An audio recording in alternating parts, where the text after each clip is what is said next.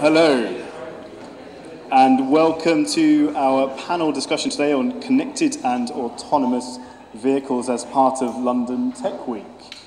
Thank you guys for coming and for shunning the stunning sunshine outside and the pubs along the way of Shoreditch to come to this underground bunker. But hopefully we'll be out in time for you to enjoy some sun. So thanks for coming. I'm Vic Khurana, a senior associate at Bristows, and if you don't know us, Bristows is a law firm based in London. We specialise primarily in technology and TMT law. We're proud to say that we're currently Legal 500's TMT Law Firm of the Year and also Legal Business's TMT Law Firm of the Year. And last year we acted for 7 of the top 10 technology companies in the world. So we're always interested in new technology and how the law applies to it. So today we've got a great panel of experts from across some of the industries affected by autonomous vehicles and autonomous systems generally. We've got David Wong, who's Senior Technology and Innovation Manager at the Society of Motor Manufacturers and Traders, which is the UK's automotive industry trade body. We've got Jan Prujatek, who is Director of Programs at the Lloyd's Register Foundation, which is the body in the UK working to enhance safety, skills and education across the UK. And we've got Chris Holder, who's a partner and technology lawyer and my boss at Bristows.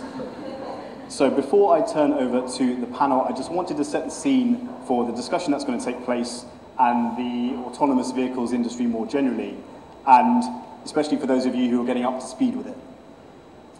Up to speed with it. Clearly the pun was lost on you.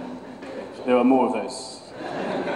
So just a bit of scene setting. So vehicle technology has developed rapidly over the last few years, with new systems adding quite a significant level of autonomy to new cars already.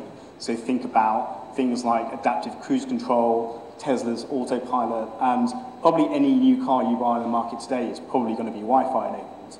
But we really think of this subject in the context of the wider Industry 4.0 trends we're seeing right now. Things like big data, the Internet of Things, autonomous systems, robotics, and AI. And in that context, we're seeing, a trend where computer processing power has increased rapidly over the last few years and fallen in price, allowing more and more data and more execution of tasks to happen cheaply. You've got the communications networks, which are rising in speed and sophistication, allowing devices that were previously dumb to become smart. And you've got cloud computing, which is cutting the cost of data-driven technologies quite significantly. So the result of all those trends is a massive spike in autonomous systems, which process vast amounts of data and which are connected to the cloud and each other. So autonomous vehicles is probably one of those technologies that is attracting most interest and investment in this area. You've got all of the traditional car companies investing pretty heavily in it, as well as some of the big tech companies and some startups really involved in this area. Only this week, Apple confirmed its much-rumored involvement in driverless cars, probably as a tech provider as opposed to a manufacturer. So, obviously there's other autonomous systems out there on the market.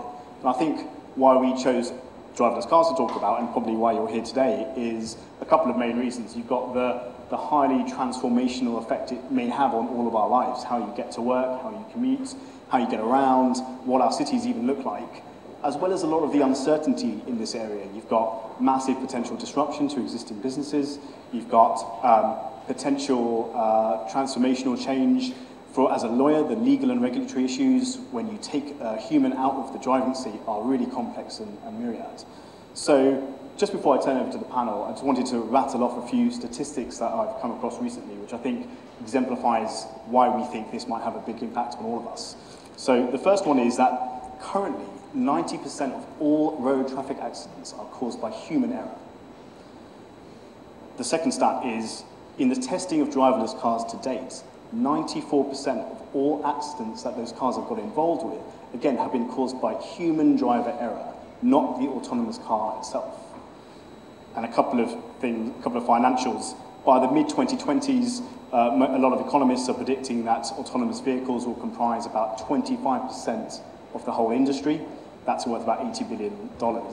And interesting for those of you who aren't from the auto industry, but are from tech providers, software companies, networks companies, the industry is directly servicing the AV industry by the mid-2020s is expected to cap out at something like $120 billion a year. So those were just a few scene setters for the discussion. I'm going to ask each panelist to briefly introduce themselves and why they're interested in this area, and spend a minute or two talking about their perspective of the market and the opportunities and challenges they're seeing. So David, if I can ask you to do that first. Would you like me just to introduce myself first, or to go on with a minute or two with some very brief thoughts? Yeah. Okay. Yeah. So I'm David Wong. I run the Technology and Innovation Portfolio at the Society of Motor Manufacturers and Traders, SMMT, UK's automotive industry trade body, representing about more than 700 member companies, including all major vehicle manufacturers, and I stress vehicle and not just cars, because people perceive us to be the car lobby, and we are not. We represent trucks, buses, lorries, commercial vehicles, and whatnot, really. And also suppliers, large and small, from the largest tier 1 suppliers through to the smallest companies in the supply chain, and also, and this is a surprise to many people, also the aftermarket companies, the Halfords and the Quick Fits of this world. So that's SMMT. At the SMMT, I mentioned I run the Technology and Innovation Portfolio, and the technology focus area that keeps my team busy most of the time is connected and autonomous vehicles. No prizes for guessing there. But we also look after things like electric vehicles, fuel cell vehicles, hydrogen in layman's parlance, and also mobility and digital innovation, and some of the areas which a lot of people find rather unsexy, because these are the more traditional areas of automotive innovation. And what are they? Internal combustion engines, powertrains, and materials, lightweight materials. So that's in a nutshell what the SMMT is and what I do at the SMMT.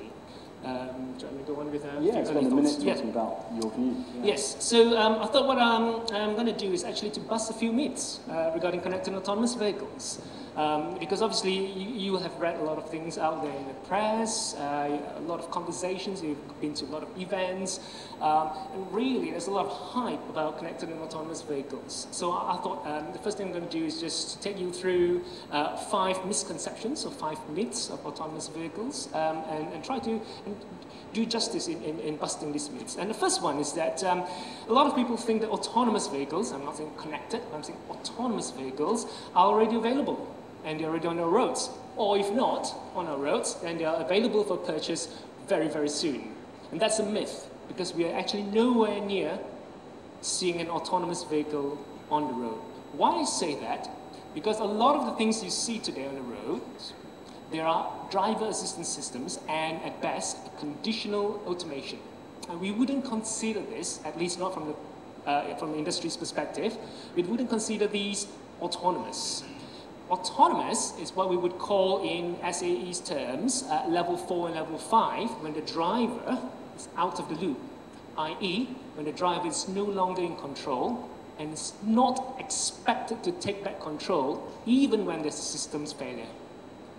So that is what we would consider autonomous. If the car can brake itself, autonomous emergency braking, or it can do lateral maneuvers, i.e. steering, or it could perhaps do adaptive cruise control, as you mentioned just now, Vic.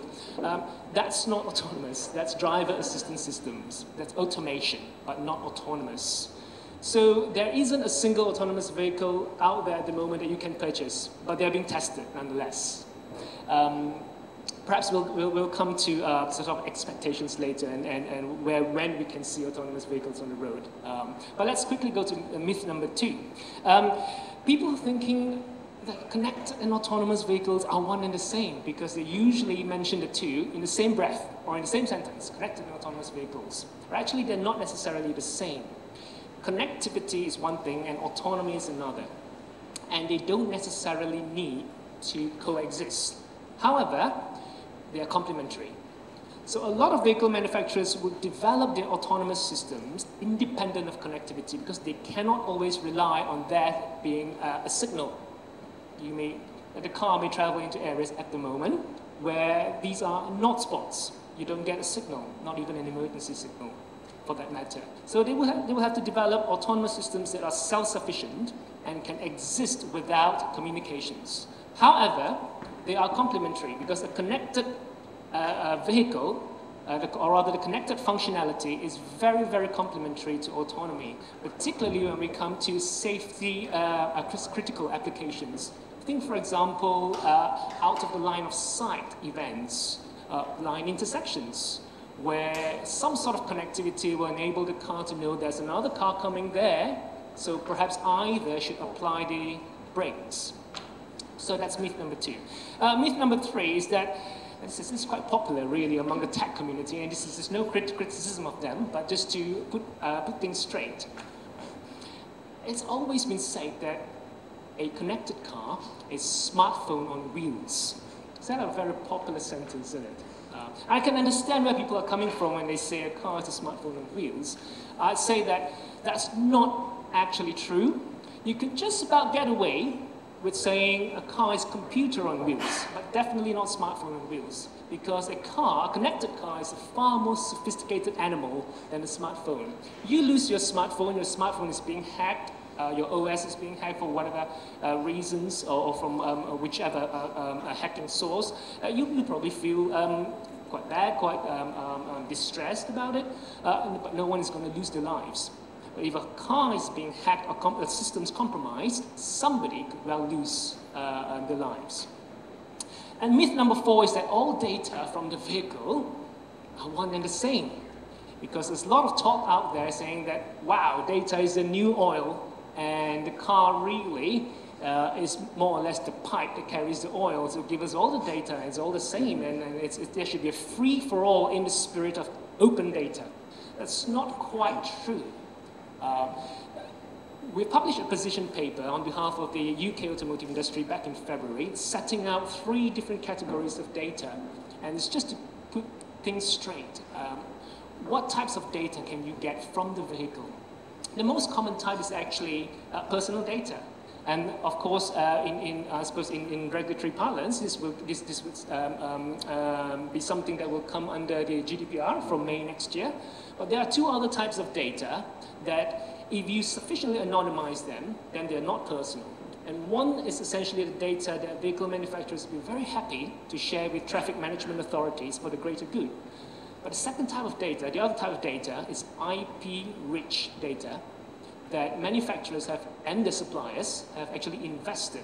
And this is usually the data that comes from the components of the vehicles and the systems that will help manufacturers decide how they can better tweak their algorithms in conjunction with the suppliers. And if you have invested in some IP, are you going to give it away? So data, not all data is the same, and certainly it's not a free-for-all. And the last myth is that all these autonomous vehicles are going to be electric and shared. No doubt, the vision of the industry is that at some point in the future, it's going to be connected, autonomous, it's going to be clean because it could be running on electricity or hydrogen, and in the context of urban areas, it's going to be shared. However, if we are thinking about the first level 4 autonomous vehicles going to be available probably in about 4 or 5 years' time, and it's quite unlikely they're all going to be shared in electric.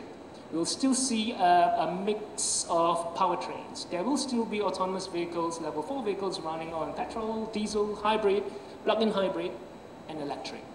And certainly we'll start seeing a lot of these in a shared context, car sharing, ride sharing in urban centers. I'm not particularly sure at this point in time that the car sharing and ride sharing will be such a prevalent trend in extra-urban areas, not in the next 3 or 4 years, but certainly much further down the road. So that's in a nutshell some early thoughts. Thanks very much.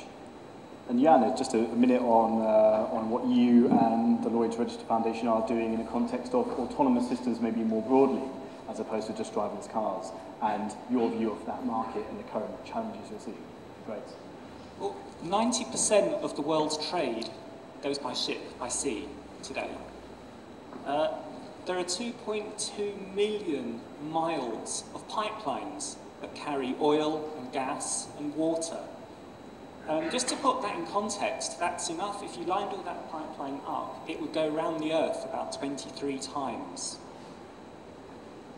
We've got about 6,700 individual things generating electricity on the national grid, and that's not counting solar power. So that's things from wind turbines through to nuclear power stations.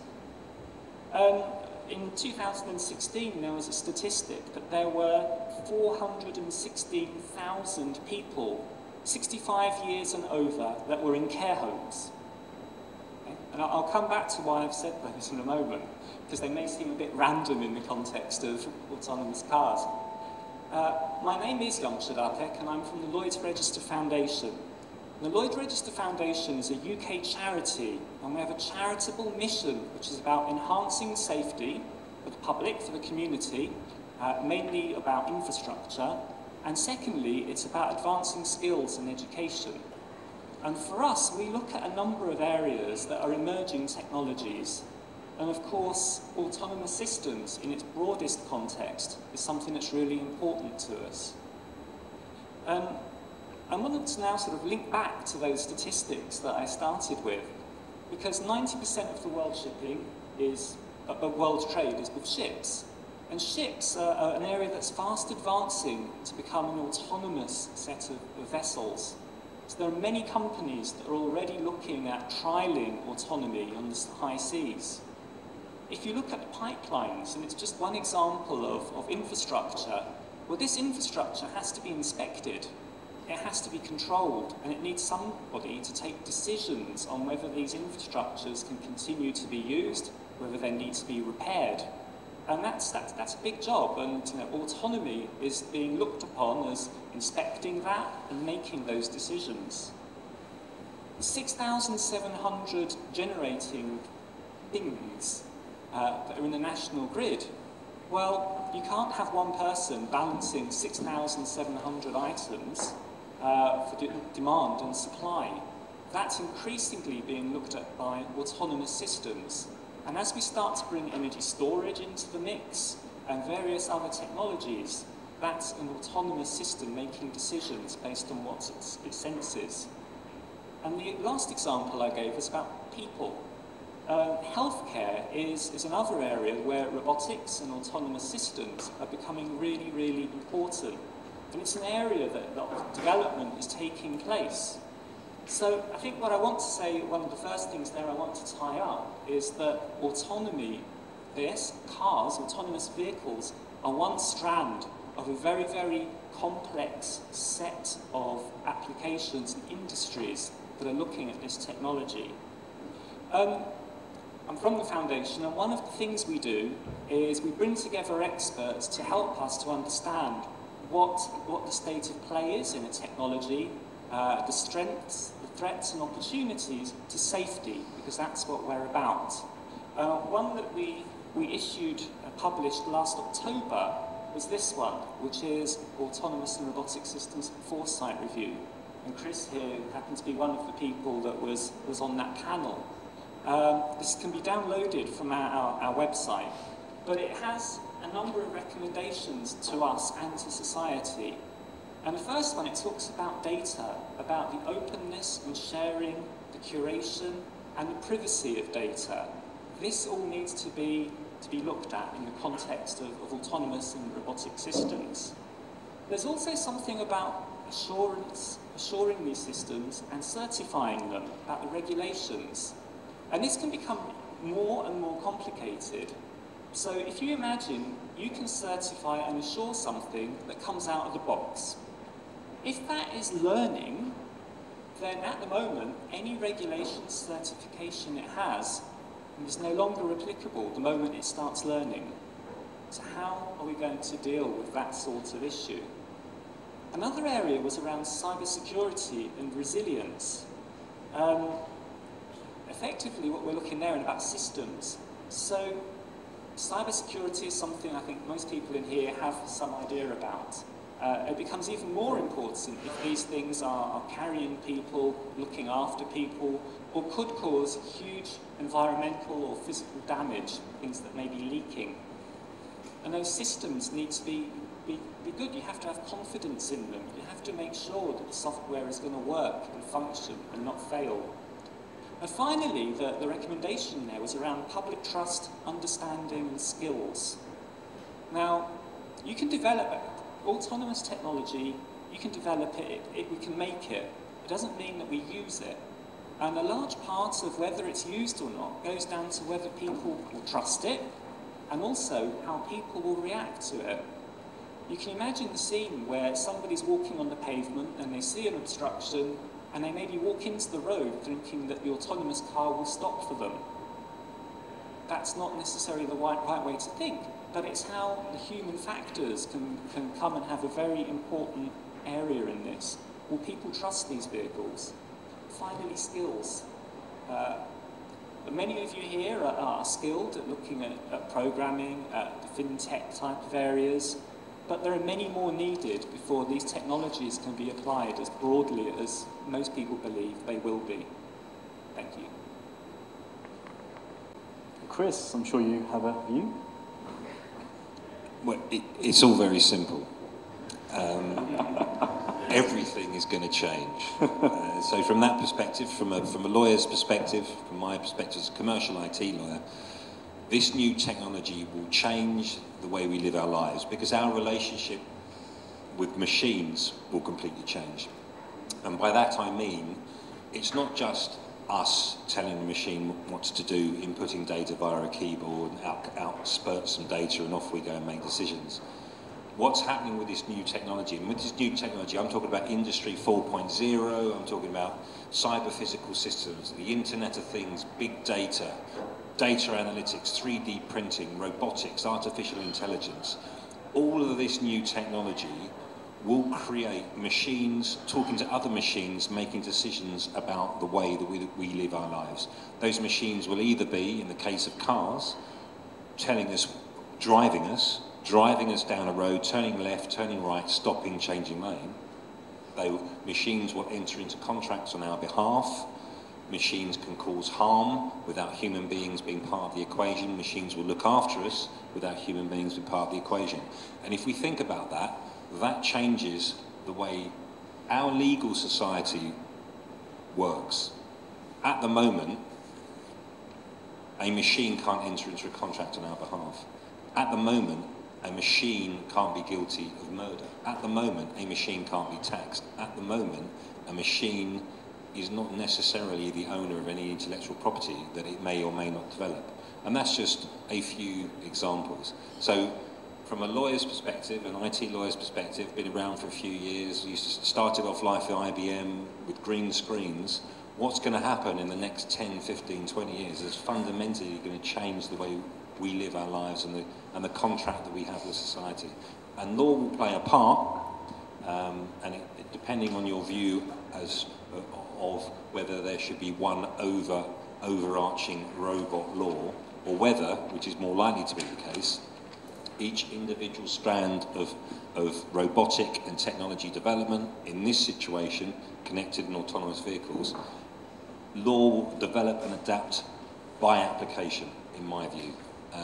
And that is one question that hopefully I'll get to ask David and Jan as we move through. But that is why I'm interested in this area, and the fact that lawyers will save the world.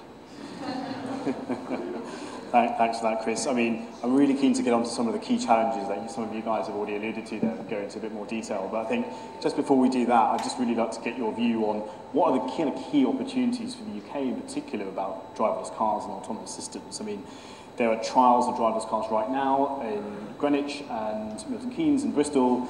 The UK government has stated, and I think a briefing paper was published this week as well, about its kind of permissive regulatory approach to testing.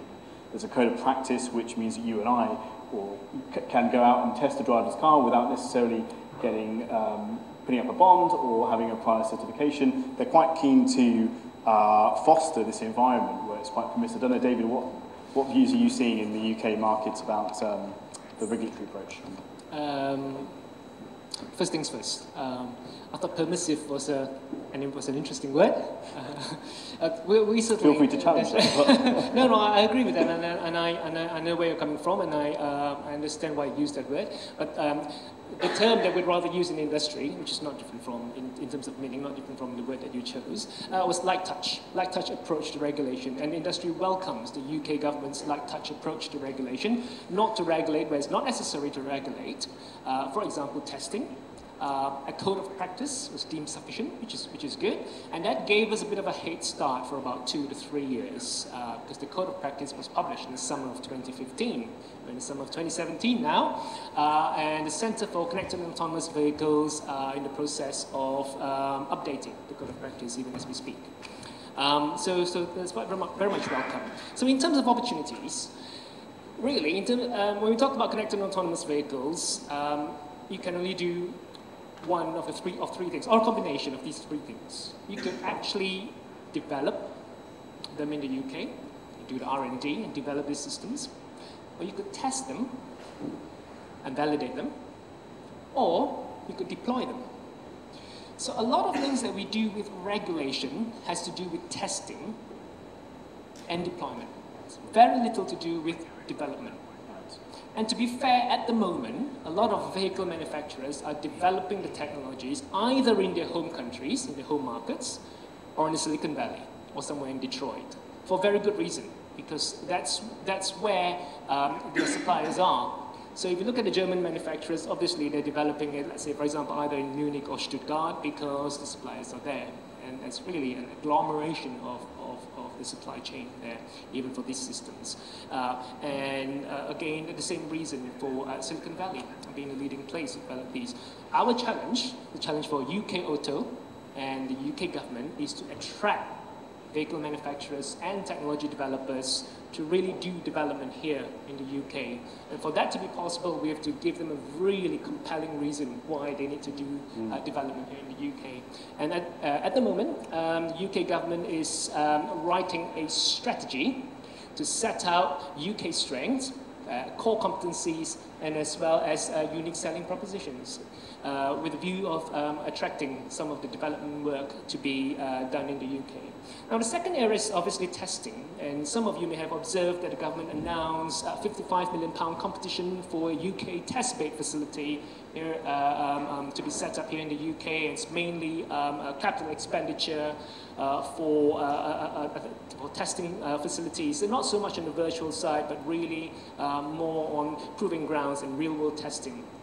And that's a step in the right direction, and that's an opportunity really. And the hope of the government is that perhaps if you could get some of these manufacturers to test here in the UK, there may be a chance of some of them sticking around to do development as well. However, one of the areas where we're really good at, and this is where light touch approach regulation is really important, is to enable the deployment of these vehicles in the UK. And we could certainly become one of the first and best markets in the world to develop autonomous vehicles when they're ready for the market. And that was why, until the Parliament was dissolved back in early May, the Vehicle Technology and Aviation Bill was put through the Parliament. And a key part of the bill was a reform to motor insurance, to take into account autonomous vehicles at level 4 and level 5. And that is to prepare the market, and to prepare consumers really also, for the adoption of level 4 and level 5 vehicles when they're ready for the market. So that's an area where there are lots of opportunities to lead the world. Understood. Thanks, David. That's a really helpful industry insight into the UK's current approach. And I'm interested in one of the things you alluded to there, and you did earlier as well, Jan. It's an opportunity maybe as well as a challenge, but I mentioned at the start a few stats about how unsafe it is for humans to be behind the wheel. So one of the big use cases for driverless cars is to improve safety. I'm interested in something you said about public trust. How do vehicle manufacturers looking to get into the autonomous market persuade the public that these things are safe and reliable? What are the kind of things that they can do at a practical level? Okay, well, I mean, that's quite a broad question you're asking. But part of that goes back to what the original question was to David, which was about regulation and standards. And these are a form of assurance. And they assure people that are going to use these vehicles that they are safe. So it's really important to have the right kind of assurance, and that can be many different things for many different industries.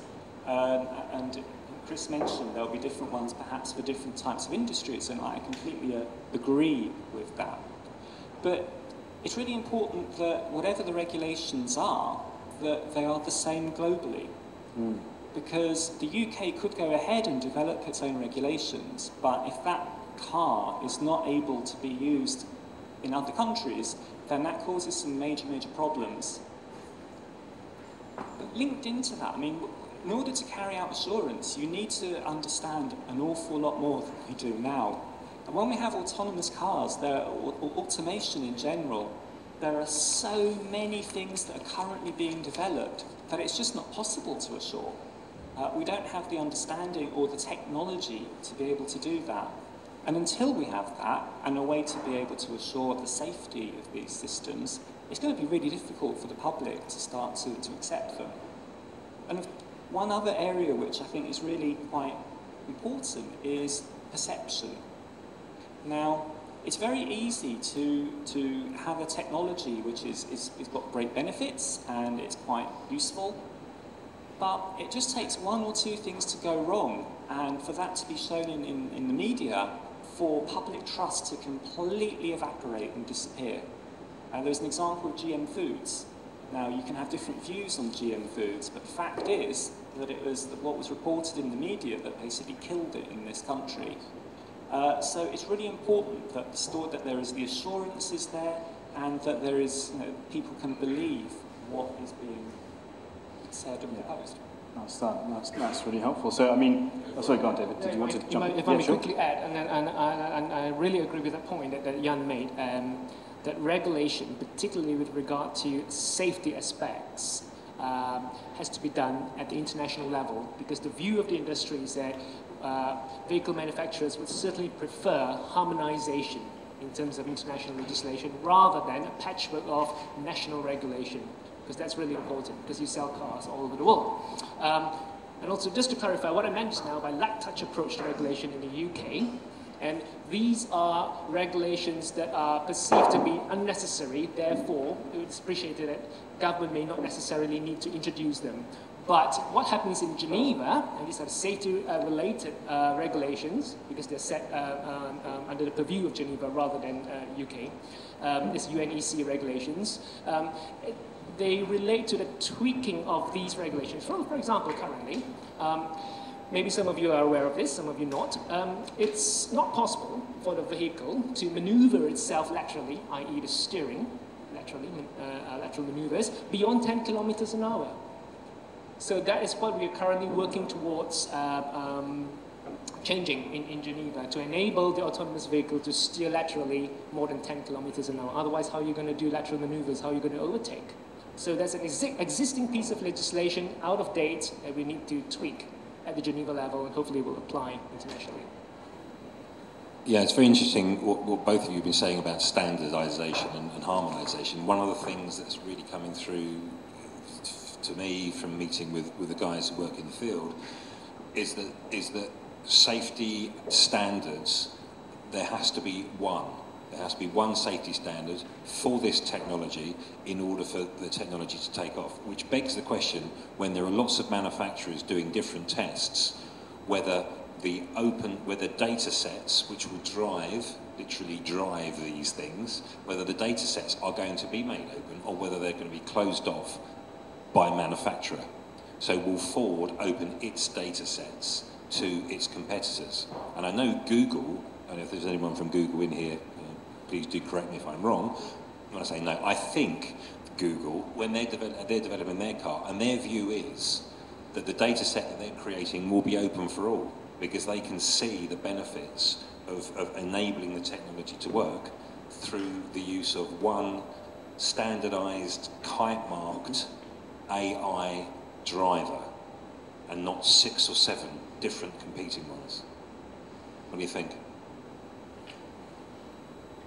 The standardized element in this will come from vehicle type approval. There's homologation in Europe called type approval here. Essentially, it's basically for the certification of these vehicles. And it will be set, hopefully, at the Geneva level, whereby autonomous vehicles will have to meet these criteria before they can be certified and approved to be put on the market. Now, what these criteria are, we don't know yet, because they are currently being thrashed out in Geneva. We're nowhere near signing off this sort of the raft of criteria.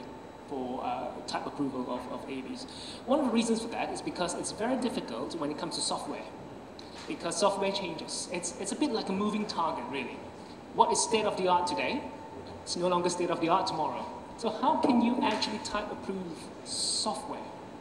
So there has to be some sort of international agreement on that, and we're not at that level yet. And can you conceive of a situation where different cars driving in different situations will receive different types of safety standard? So, for example, cars driving on motorways, one standard; cars driving in desert, another standard; cars driving in Paris, another standard. Because that seems to be a big problem at the moment to me.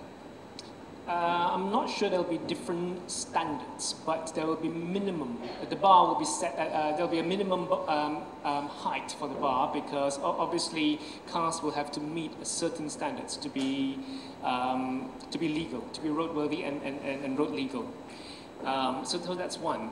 However, how a car performs under certain conditions, to a certain extent, you've got to leave that to manufacturers.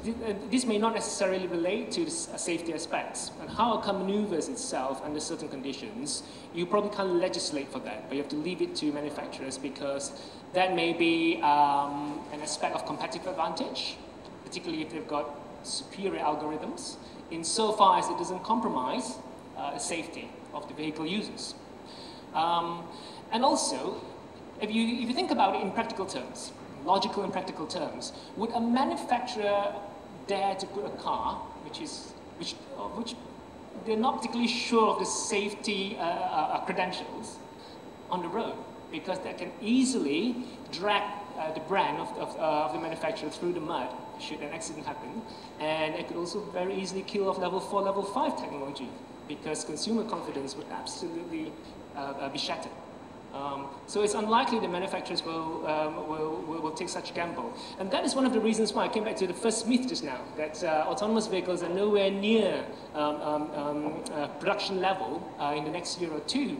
That's because, it's not because actually the technology is not there. Of course, the manufacturers won't tell you in public, but actually they're developing it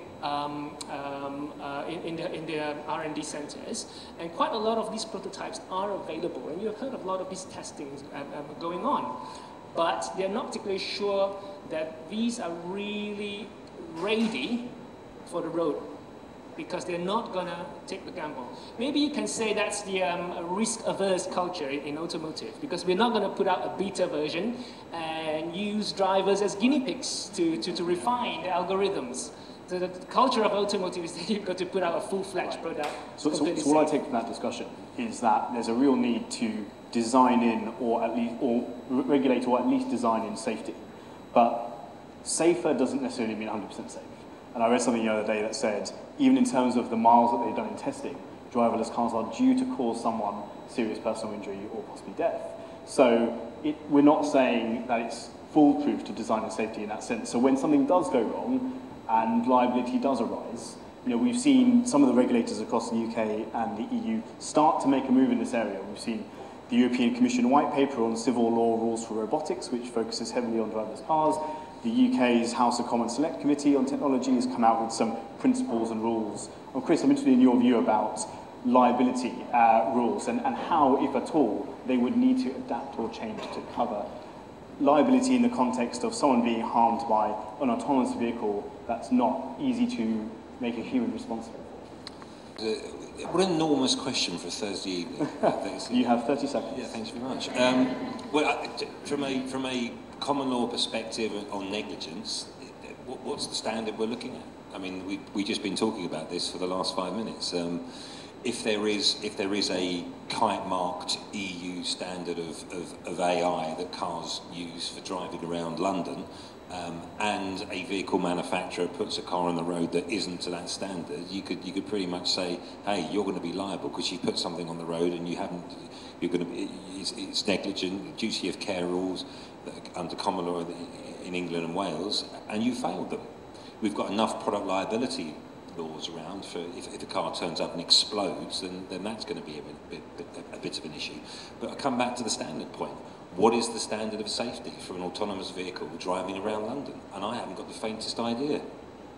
But that needs to develop. Expectation, isn't it? And I think about a year ago, you had that incident with the Tesla car where the guy put it on autopilot mode, started watching Harry Potter, the car went through a lorry which he didn't recognise was there and died. Tesla was not found liable, but his expectation was so high around all the hype and branding about what Tesla had been selling that he assumed he could do that.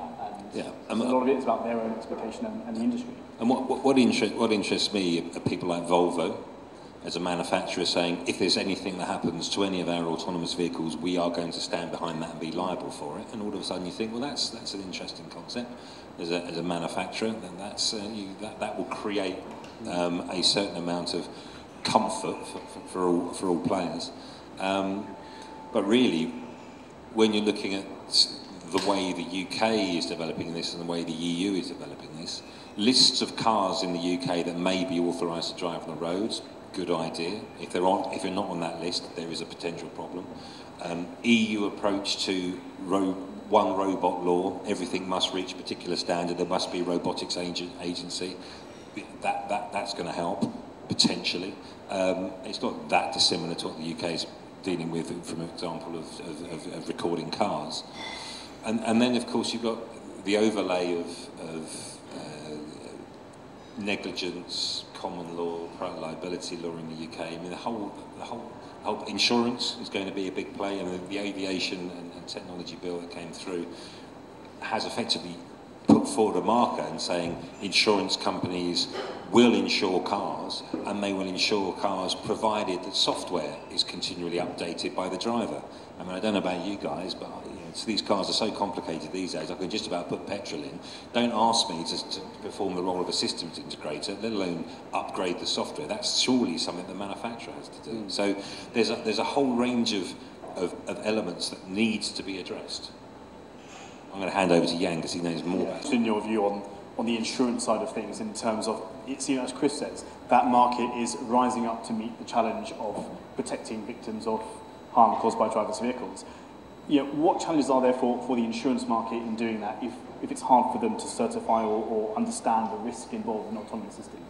So I can't really talk for the insurance industry because I come from more of the assurance industry, which is the part of the business. The insurers look after the financial risk and the assurers are there making sure that things are safe. So when you look at the context of safety, there are some really big questions still to be answered. And one of the biggest is, what is safe? Okay? Because if we were to go around the room and ask everybody what their context of safety was, we'd probably get quite a large differing number of views. And what we're actually doing is trusting the decision of programming what safety is into a machine, into a small number of people. The programmers of these things are the ones that decide what is safe and what isn't. And I think there again, we come back to things like the standards and the regulations to try and identify what is considered a level of safety, and what, in that case, what can you actually insure and what shouldn't you insure? Yeah, sure. If there's any questions in the audience, then please put your hand up and we'll get you a mic. There's one over there. Two questions.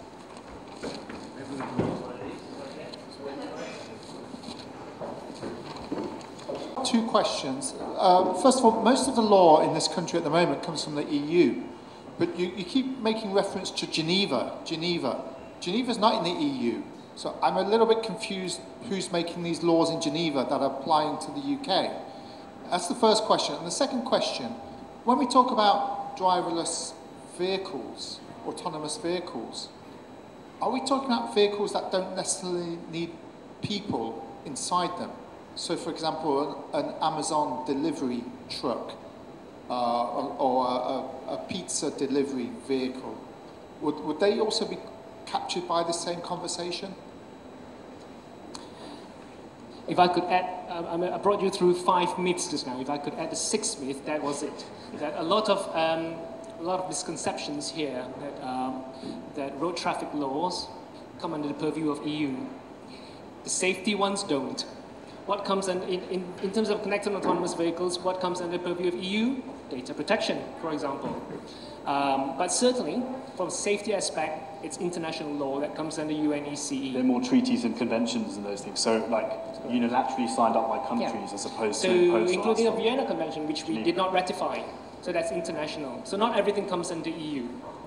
Second question. The UK is a signatory to the Geneva Convention in that sense. Yes, we didn't ratify the Vienna Convention. That's right. So there's a difference here.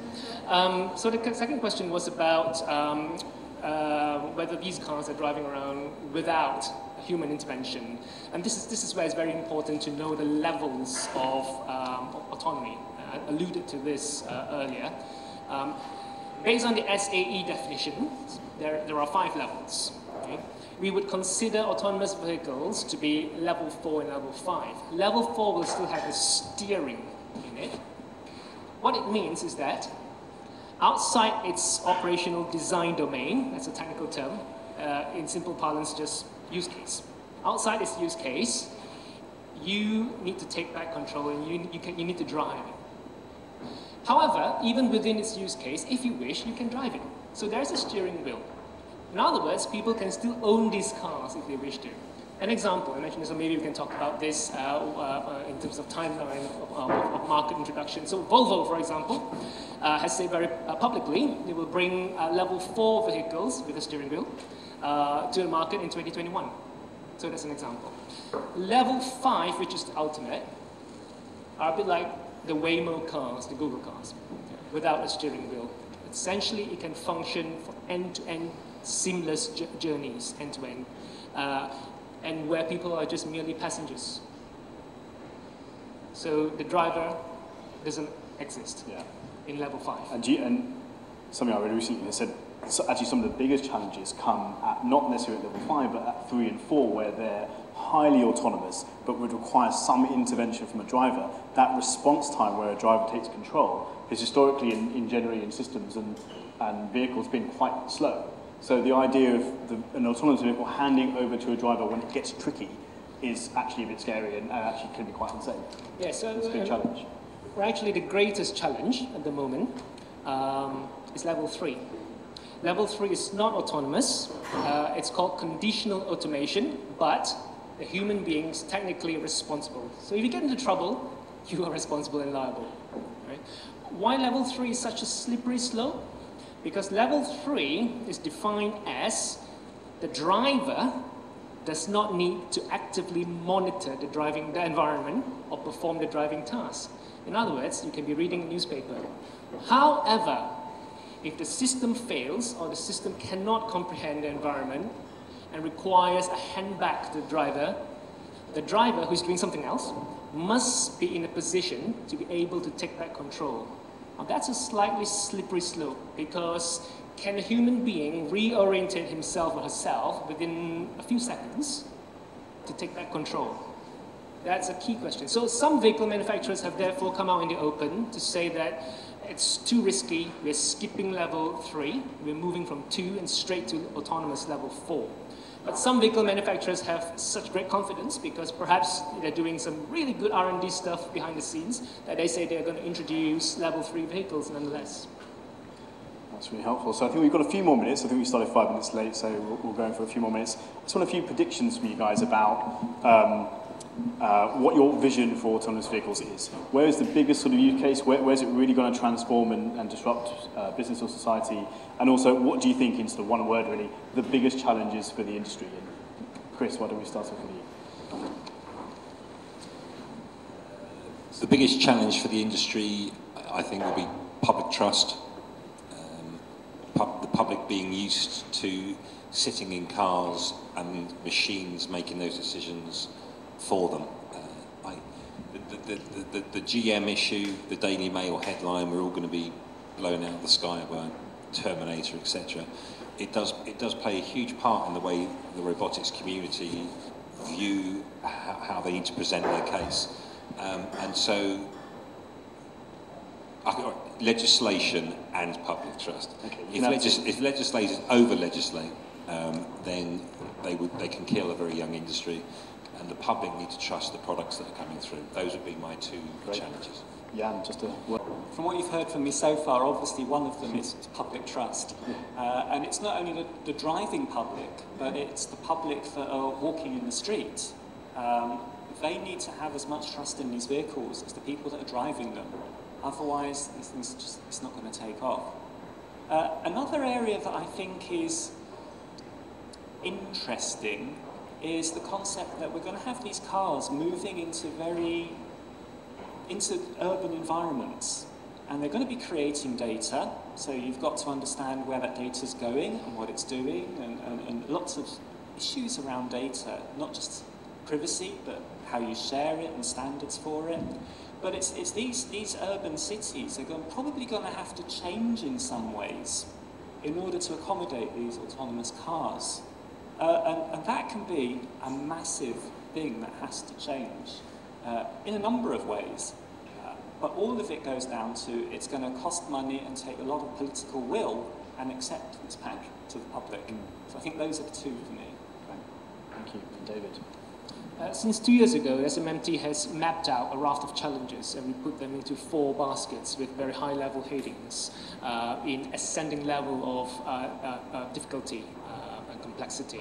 So right at the bottom level is technology challenge. We think it's not the most difficult challenge to overcome because it's an engineering challenge. At some point, engineers will be able to find solutions. The second level of challenge, assuming you crack the technology challenge, you've got to overcome the regulatory policy and standards challenges.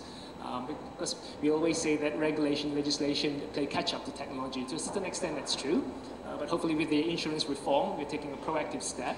So that's the second challenge. And then once you've cracked these 2 challenges, and that's when really the third challenge, which is quite difficult to overcome, is actually public acceptance and trust. There's no guarantee that even with the Swish technology out there, people will jump into these vehicles. So how can you take the consumer along from the lower stages of automation through to full automation? How can we build the trust and get people to accept this? And also, I think Jan pointed out, there's also coexistence in the city, coexistence on the roads with manually driven cars for a number of years, pedestrians, cyclists, so on and so forth. How to get people to accept autonomous vehicles. And then finally, assuming you've cracked all these 3 challenges, you still have to think about how we're going to make this pay. At the end of the day, what's the business model for this? It's unlikely to be just about selling cars. And you've probably heard about the demise of car ownership. We do disagree with that. But nonetheless, in the age of mobility and mobility as a service, so how will manufacturers evolve their business model? How will they make all these pay? Because it's all very well to say that technology is out there, but someone has got to make money out of it to make the world go round. That's great, thank you. I'd agree. Also, I think one thing we touched on the cybersecurity issues, but I think that goes into public trust, as mentioned by Jan and David. I think also, I mean, on a really practical level, you know, the digital infrastructure in the UK and the investment in that required to ensure that driverless cars have the infrastructure to connect up and so that they're aware of their surroundings and each other and the public. I think it's a major challenge. I think probably not insurmountable, but the UK government's role in the pathway to driverless cars has been quite commendable, I guess, but in terms of the wider digital infrastructure in which they're going to thrive, that sounds to me like quite a big challenge. Any other questions? Over there, back. Was it you? I think it was a chap at the back there, actually. Sorry. We'll come back to you. So I've just got a simple question. This is maybe directed at David in particular, but you can also comment. Sorry, can you speak a bit closer to the mic? So my question is for David mainly, but you can also, the rest of the panel can maybe comment on it. So the question is, when will we see full automation? No one has really addressed this, but is it 2020 or 2100? I mentioned this now, that Volvo, for example, and there are a few other car manufacturers as well. Volvo, for example, has said that 2021, level 4, a vehicle which is considered as highly automated with a steering wheel, that you can drive in automated mode or manually driven mode. Full automation as in a vehicle without a steering wheel, level 5, the Waymo pod, Google pods, for example. Ford has come out publicly, this is the former CEO, who was CEO until just recently, has said that 2021, they may be able to put some equivalent of, I paraphrase, robo-taxis in specifically defined areas in the States. basically for ride sharing. So that's 2021. That you'll see probably the first instances. Now, of course, if you talk about when will our motor park, the fleet here in the UK, will be replete with these level 4, level 5 vehicles, we're probably talking about 2030 and beyond. You'll see the majority of cars will slowly become more autonomous, level 4 or level 5. It's not so soon. Got another question? Hello, yeah, I'd just like to go back on a couple of things that were said. First of all, on the fact that autonomous vehicles will prevent 90% of accidents, or that 90% of accidents are caused by humans. That's not quite true. There is a human element in 90% of accidents, but actually they are often started by other things. So the actual number is about 43%. I'm very happy to stand corrected. You sound far more informed than I do. The second thing is that the whole debate about driverless vehicles, if you just give people driverless vehicles, or even share driverless vehicles, as in the taxi situation that you've described, the Lisbon study by the ITF shows that the vehicle miles covered would go up by about 80%, and there are no cities that can stand that. So we are going to have to go to a situation where maybe a driverless vehicle picks somebody up. They're not going to be having only driverless vehicles. Driverless vehicle will pick them up within a given time, take them to somewhere where there's high volume public transport, maybe drop them off at a metro station. So the last mile. The biggest problem is the change in the mindset of the people. And I don't know if you would agree with that or not. So I think you're right. When you have autonomous cars, they're going to be transformational in a number of ways. They can do many different things. And you have to start to think of the usage cases. And let's think of a scenario. You have an autonomous car and you drive that to work or hospital, to the restaurant. And it drops you off outside the front door, which is all great, and you can go in and you can have a nice meal and a few bottles of wine.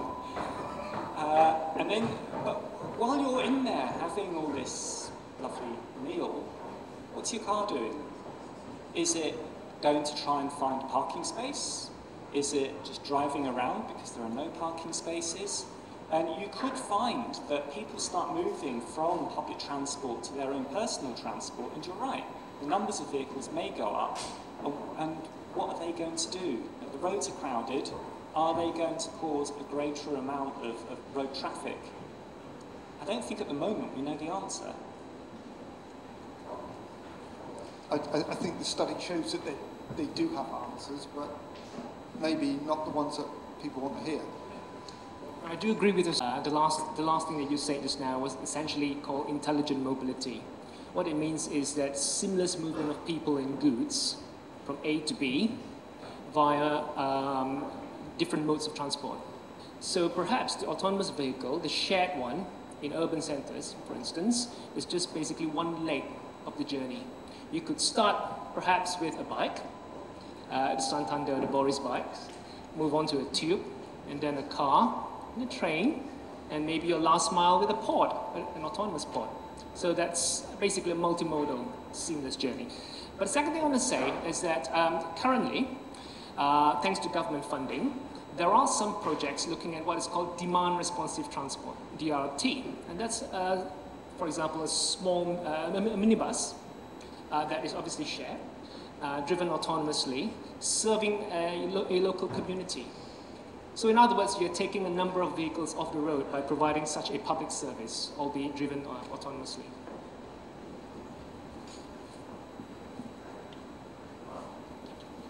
David and Jan, you both mentioned earlier that this will be touching on some personal data and some data protection issues. Obviously, it's very early right now to discuss it in full detail, but could you perhaps touch on how you think these issues may develop and potentially the foreseeability on how they could be managed?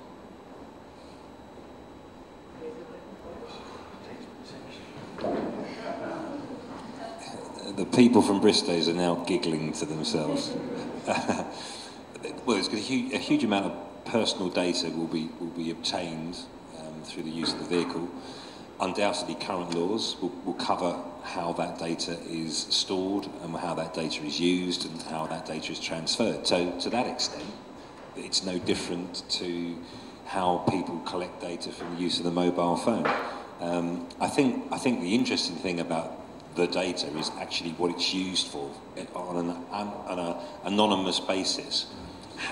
What is this data going to be used for from an analytics perspective? Is it going to be put into a massive, great data set so that, from an insurance perspective, we're into the same situation where people of a certain generation or a certain sex, males, females, is it going to affect their insurance premiums? Is it going to affect the way government decides to treat certain people in certain postcodes and the way they use autonomous vehicles? I have absolutely no idea. But from a pure data privacy perspective, I would imagine current laws, GDPR, as they are now, would deal with the situation that you've just spoken about. Whether things develop and change in the future around analytics and what that data is used for, who knows? Yeah, we talked a bit before about safety by design, and those of you, maybe lawyers in the room, are aware of the EU Article 29 Working Party's recommendations for data protection compliance for new systems and technology, advocating a privacy by design and privacy by default approach. And that will be no different for the autonomous vehicle market. No one's saying, I think to Chris's point, these systems, general autonomous systems, will collect huge amounts of data, some of which is personal data. You can consent to the processing, but it's around about the expectations that people have about the use of it. I think it's quite key. I think the bigger issue is around cyber security, actually.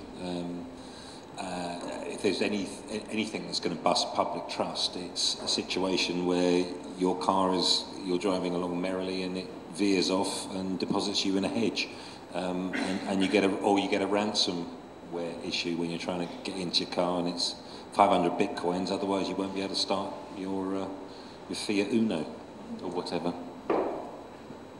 And when we talk about data, it's not only about cybersecurity in terms of being hacked, because these cars are going to rely on a lot of data themselves. They're going to be collecting data to do things, and it's very easy for that data to be corrupted by accident or intentionally. And you can just think of something that's saying that, we're looking at, there was a case study recently about bus timetables and how if someone hacked into the bus timetable and the routes of the buses, even if they're not autonomous, it can cause absolute chaos. And you can imagine if this sort of data is corrupted in some way, that itself can really badly affect a vehicle, even if the vehicle is functioning normally as it should be. And that's really over our allotted time, and I think we're keeping people from pizza and beer. So on that note, I'd just like to thank our panel, Chris, Jan and David, for their contribution today. And I think we'll wrap up there. Thank you very much.